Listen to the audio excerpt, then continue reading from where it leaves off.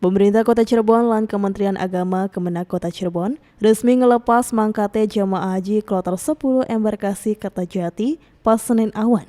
Atusan jamaah oleh arahan saking Wali Kota Cirebon ning Aula Korem 06 Telu Sunan Gunung Jati.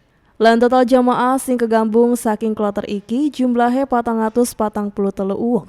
Saking 350 sanga jamaah haji Kota Cirebon, salah siji petugas lan 83 jamaah saking Kabupaten Cirebon. Umumnya jamaah wis ngelewati pirang-pirang pembekalan utama cek kesehatan, vaksin lan sejenis. Kanggo nyiapaken kondisi fisik, kenang sekian cuaca ning Tanah Suci usum ketiga.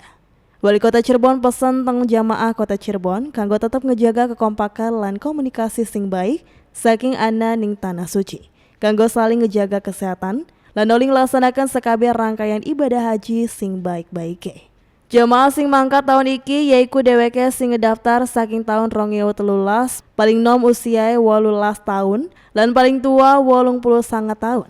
Jamaah sing mangkat saking Korem 06 Telu Sunan Gunung Jati teng embarkasi Indramayu lan bakal mangkat pas Selasa saking Bandara Internasional Jawa Barat teng Tanah Suci. Husen Sadra, RCTV, Cirebon.